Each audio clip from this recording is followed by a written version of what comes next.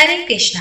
इस बार आषाढ़ महीने के शुक्ल पक्ष की एकादशी 6 जुलाई रविवार को है और इसी दिन से चतुर्मास भी प्रारंभ हो जाता है।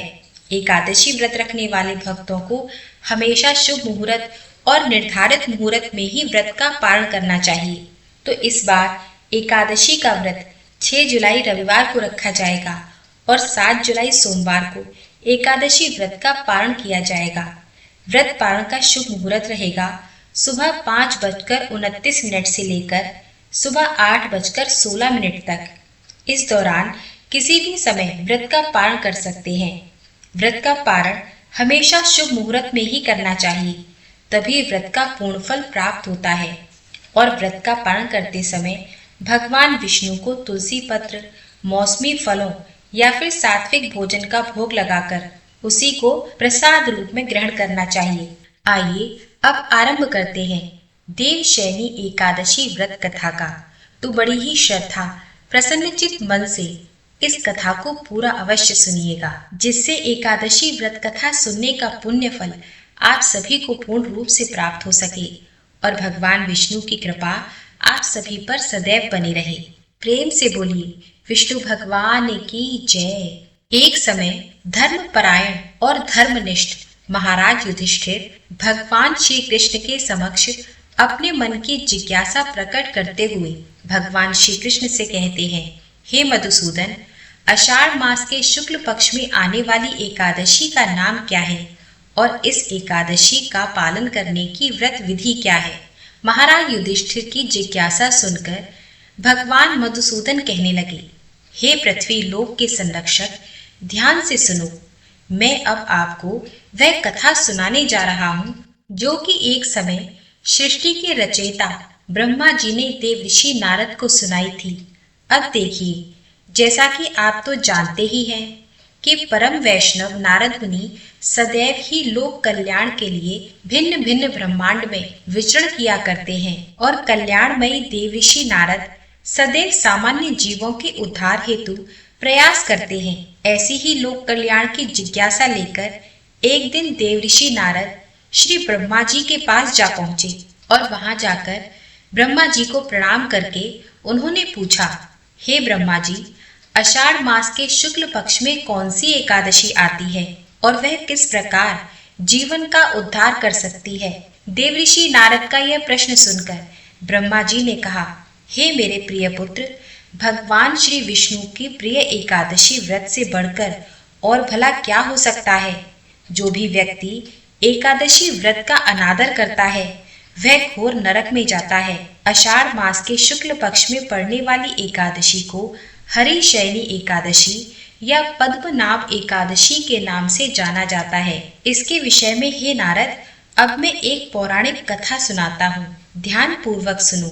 सतयुग में मानधाता नामक एक चक्रवर्ती सम्राट राज्य करते थे। उनके राज्य में प्रजा बहुत सुखी थी, किंतु भविष्य में क्या हो जाए ये कोई नहीं जानता।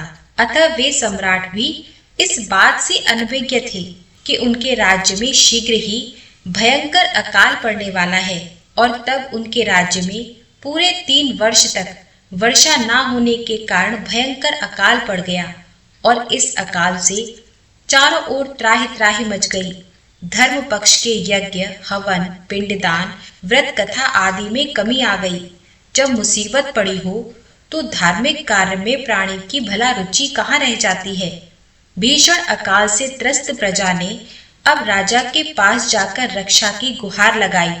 राजा तो इस स्थिति को लेकर पहले से ही दुखी थे। फिर सोचने लगे कि आखिर मैंने ऐसा कौन सा पाप कर्म किया है जिसका दंड मुझे इस रूप में मिल रहा है। फिर इस कष्ट से मुक्ति पाने का कोई साधन करने के उद्देश्य से राजा अपनी सेना को साथ लेकर जंगल की ओर चल पड़े। वहां भटकते भटकते एक दिन वे ब्रह्मा जी के पुत्र अंगिरा ऋषि के आश्रम में जा पहुंचे। वहां पहुंचकर उन्होंने अंगिरा ऋषि को साष्टांग प्रणाम किया। ऋषिवर ने आशीर्वाद देने के बाद कुशल मंगल पूछी। फिर जंगल में विचरने और फिर अपने आश्रम में आने का कारण जानना चाहा। तब राजा ने हाथ जोड़कर कहा, हे महात्मन, मैं सभी प्रकार से धर्म का पालन करता हुआ भी अपने राज्य में अकाल का दृश्य देख रहा हूँ। आखिर किस कारण से ऐसा हो रहा है? कृपा कर इस समस्या का कोई समाधान बताइए।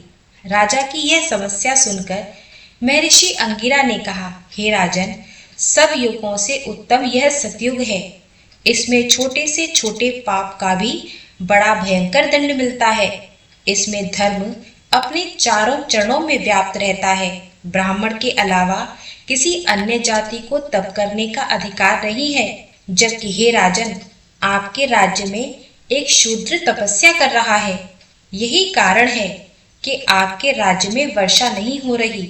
जब तक वह काल को प्राप्त नहीं होगा, तब तक यह दुर्भिक्ष शांत नहीं होगा। हे राजन, दुर्भिक्ष की शांति उसे मारने से ही संभव है। किंतु राजा का हृदय एक निरपराध शूद्र तपस्वी का वध करने के लिए तैयार नहीं हुआ। इसलिए उन्होंने कहा, हे देवऋषि, मैं उस निरपराध को मार दूं, ये बात मेरा मन स्वीकार नहीं कर रहा। कृपा करके आप कोई और उपाय बताइए। तब महर्षि अंगिरा ने कहा, हे राजन, फिर आप आषाढ़ मास के शुक्ल पक्ष की एकादशी का विधि विधान से पालन करो। इस व्रत के प्रभाव से आपके राज्य में अवश्य ही वर्षा होगी। अपनी समस्या का समाधान जानकर महाराज मानधाता ने मुनिवर को प्रणाम किया और उसके बाद वे अपनी सेना सहित अपनी राजधानी वापस लौट आए। फिर चारों वर्णों सहित पद्मनाभ एकादशी का विधि पूर्वक व्रत किया। इस व्रत के पुण्य प्रभाव से राजा के राज्य में मूसलाधार वर्षा हुई और पूरा राज्य धन धान्य से परिपूर्ण हो गया। भगवान श्री कृष्ण महाराज युधिष्ठिर से कहते हैं, हे राजन, ये महान पुण्यदायी, स्वर्ग और मोक्ष प्रदान करने वाली, सभी पापों को हरने वाली तथा उत्तम एकादशी व्रत है। आषाढ़ शुक्ल पक्ष में शयनी एकादशी के दिन जिन्होंने कमल पुष्प से कमल लोचन भगवान श्री हरि का पूजन तथा एकादशी का उत्तम व्रत किया है, उन्होंने तीनों लोकों और तीनों सनातन देवताओं का पूजन कर लिया। हरि शयनी एकादशी के दिन मेरा एक स्वरूप राजा बलि के यहाँ रहता है और दूसरा शेषनाग की शैया पर तब तक शयन करता है जब तक आगामी कार्तिक की एकादशी नहीं आ जाती। अतः आषाढ़ शुक्ल एकादशी से लेकर कार्तिक शुक्ल एकादशी तक मनुष्य को भली भांति धर्म का आचरण करना चाहिए। जो मनुष्य इस व्रत का अनुष्ठान करता है वह परम गति को प्राप्त होता है।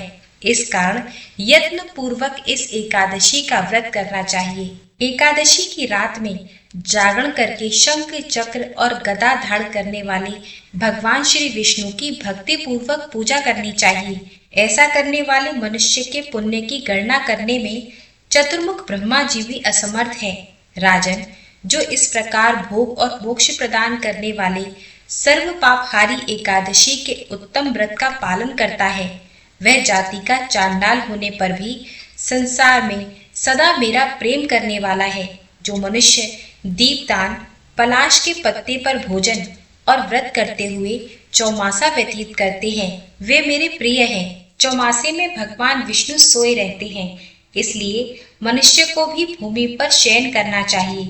सावन में साग, भादों में दही, कुआर में दूध और कार्तिक में दाल का त्याग कर देना चाहिए। या फिर जो चौमासे में ब्रह्मचार्य का पालन करता है वह परम गति को प्राप्त होता है। हे राजन, एकादशी के व्रत से ही मनुष्य सब पापों से मुक्त हो सकता है, अतः सदा इसका व्रत करना चाहिए, कभी भूलना नहीं चाहिए। श्री ब्रह्मा जी देवऋषि नारद से कहते हैं, हे नारद, अब मैं देव शयनी एकादशी व्रत से संबंधित दूसरी पौराणिक कथा भी कहता हूँ, ध्यान पूर्वक सुनो। पौराणिक कथा के अनुसार एक बार राजा बलि ने तीनों लोकों पर अधिकार कर लिया था, जिससे देवी देवतागण परेशान हो गए और भयभीत होकर देवराज इंद्र भगवान श्री विष्णु से सहायता मांगने उनके पास जा पहुंचे। तब श्री हरि ने देवताओं की रक्षा हेतु वामन अवतार धारण किया और भिक्षुक के रूप में राजा बलि के पास दान मांगने पहुंचे। उन्होंने राजा बलि से 3 पग भूमि का दान मांगा, जिसमें पहले पग में समस्त दिशाओं सहित संपूर्ण पृथ्वी और आकाश को नाप लेते हैं। दूसरे पग में उन्होंने स्वर्ग को नाप लिया। अब तीसरा पग रखने के लिए कुछ भी शेष न बचा तो बलि ने अपना शीश आगे करते हुए निवेदन किया कि हे प्रभु, आप अपना तीसरा पग मेरे शीश पर रख लीजिए। राजा बलि की दान वीरता देखकर भगवान विष्णु बहुत प्रसन्न हुए और बलि के इस दान और समर्पण से प्रसन्न होकर भगवान विष्णु ने बलि को पाताल का अधिपति बना दिया और वर मांगने को कहा। तब राजा बलि ने भगवान से पाताल लोक में ही बसने की इच्छा जताई। तब भगवान विष्णु ने अपने भक्त बलि की इच्छा पूरी की और पाताल लोक चले गए। भगवान के पाताल लोक में जाने से सभी देवी देवता और देवी लक्ष्मी अत्यंत चिंतित हो गई।